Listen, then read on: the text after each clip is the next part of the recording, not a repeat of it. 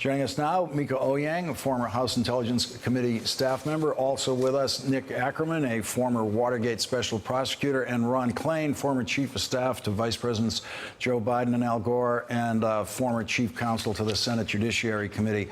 And Ron, I wanted to get your reaction to these latest breaking news reports about the conduct of this investigation and how the procedures that we're seeing here are what you would expect in an investigation of organized crime, and also this possibility that Paul Manafort has been wiretapped by the FBI going as far back as 2014. Yeah, Lawrence, I mean, I think that what we're seeing here is, I've said many times on the show that it's hard to understand the conduct of the people around Donald Trump unless they're really guilty. And what you're seeing here is increasing evidence that Paul Manafort committed federal crimes. They would not have been able to get that wiretap without some suspicion that he was a foreign agent. And that's why the FBI got the renewed wiretap in 2016. And while the news tonight is about Manafort, the real consequence is about President Trump, because the Trump defense has been, first, there was really nothing here. And the fact that we now know there's a pending and potential indictment against Manafort means there's something here. That, oh, Trump never talked to Manafort after he left the campaign. Who was Manafort? We don't even know Manafort anymore. And he was talking to him all the way into 2017. You know, and the fact that the FBI renewed that wiretap after the Trump Tower meeting means the idea that that meeting was a nothing burger is highly suspicious. Nick, this characterization of the prosecution as using the techniques you use going after organized crime, as a former Watergate prosecutor, how would you characterize it? Well, I think these are the techniques you use after going after an organized crime ring. I used to do that as an assistant U.S. attorney. I used to prosecute organized crime. I used to get search warrants. I used to get wiretaps. This is exactly... But you told us, I believe, that in Watergate, in the whole investigation, no search warrants. There were no search warrants. And I assume now, no wiretaps. And no wiretaps. And in fact, nobody wore a wire. I mean, we were so sensitive to that because the whole Watergate scandal started out of a bugging incident at the Democratic National Committee headquarters. So we were very sensitive about actually doing certain things. I would say we really erred on the side of being conservative.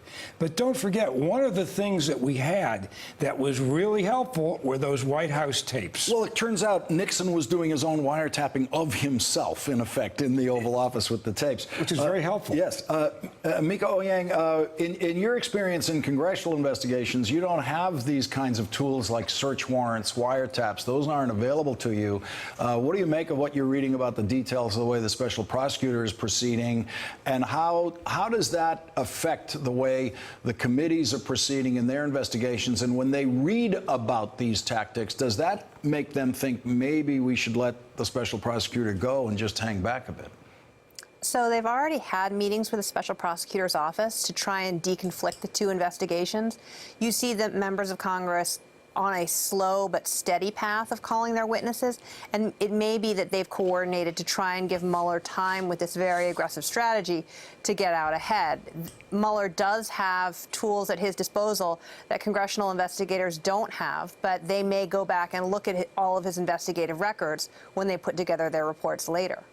And Ron, the report tonight about the wiretaps indicates that the wiretaps covered a period where Paul Manafort was talking to Donald Trump, including during the presidency, when Donald Trump's lawyers were telling him not to talk to Paul Manafort. Eventually, apparently, the Trump lawyers prevailed on getting Donald Trump to stop talking to Paul Manafort. But as Rachel's already said in the last hour, Donald Trump might show up on these wiretaps.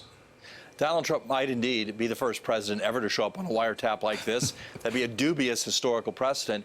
But I think it's actually even more important than that, because Paul Manafort was a campaign chairman who was fired and wasn't supposedly working on the Trump campaign. So what is Donald Trump doing talking to him after the campaign is over? What can possibly be the subject of that conversation? Can't be campaign strategy, can't be campaign tactics. The campaign is over. So if he's still talking to Paul Manafort in November, December, January, maybe even longer, he clearly is talking about this investigation, what Paul Manafort knows, what he's told the investigators, and the fact that Donald Trump is so interested in that, that's a very important fact. Nick Ackerman, there's a striking moment in these reports, and that is after the raid of Paul Manafort's home, when prosecutors, unnamed, we're not sure exactly who, tell Paul Manafort, we plan to indict you. Right. That is a very unusual move by prosecutors. It's not a common interaction between the prosecutors and someone who they plan to indict. What is that about? When does a prosecutor decide, I am going to tell this guy, we plan to indict him? You decide to tell somebody that when you want that person to turn and testify against other people. That is not good news for Donald Trump, for Donald Trump Jr., Jared Kushner, or anybody else who was present at that June 9th meeting at Trump Tower. They have their sights on Paul Manafort. They are trying to work their way up through other people. They view him as somebody who is knowledgeable about everything that went on. He is a key person, and they're telling him that because they want to give him an opportunity to come in and bare his soul and cooperate and get a deal so he doesn't have to spend a lot of time in federal prison. Mika, what does a leak like this do to the congressional investigators when they read this report saying that the prosecutors have said to Paul Manafort, we plan to indict you? Does that make them more reluctant to try to get Paul Manafort's testimony?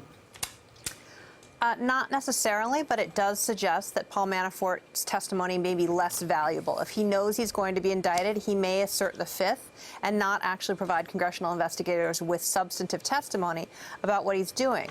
You asked Ron earlier what he could have been talking to Trump about, and you have to remember, Paul Manafort is deeply connected to these Russian oligarchs, some of whom are Ukrainian, some of whom are in Russia, and so he may have been discussing business dealings, and there are real questions about whether or not he was offering quid pro quo to the Trump organization, very interested in doing business in Russia during this time period. And Ron, there's so much speculation about what they could be talking about, but you make the point, it's so much more interesting that they're talking during the presidency because there's no working relationship there. There's not supposed to be. And what you could have in those kinds of conversations are Donald Trump trying to find ways to say to Paul Manafort, just please, kind of help me out here. Don't give the prosecutors anything that can help them get me. Yeah, I mean, obviously, Trump could have been promising him a pardon, like he promised, like he gave to Joe Arpaio. He could be promising him efforts to help. Manafort could be urging Trump to fire Comey early on in this. We just don't know. What we do know is that one of the real firewalls that Trump tried to build between himself and this investigation that they've been building over the past several months, that like Manafort may have been bad, but we got rid of him and then he was no longer part of our world, that firewall has been blown wide open tonight. And the fact that Manafort was in touch with the president through the rest of the campaign, through the transition, into the presidency means that Donald Trump had a relationship with Paul Manafort that went beyond him counting delegates at the Republican National Convention. And Nick, if on a wiretap you have the president reminding Paul Manafort that he is the partner-in-chief, where does the special prosecutor go with that? Well, that is an obstruction of justice. I mean, if what he's suggesting to Paul Manafort is, don't worry, I've got your back, I'm going to pardon you. But there are ways of saying things that aren't quite so explicit. And it's a question of, might Donald Trump find that way of saying it that isn't quite as explicit? Well, there's always the wink and the nod, yeah. But that's hard to do over the telephone. It is hard to do on the phone, yeah. It makes it tough. And Paul Manafort also has the added problem that he's probably right in the sights of the New York Attorney General, who is also investigating him for money laundering and other crimes, that some of which are more serious than the federal crimes. I mean, between the two, I'd rather spend my time in federal prison than have to go to Rikers Island. Yeah. And Mika, this revelation tonight about Paul Manafort and wiretaps, let's go back to the point where Paul Manafort is hired to work on this campaign. A presidential candidate is hiring someone who is under FBI investigation when he hires him to go to work on this campaign.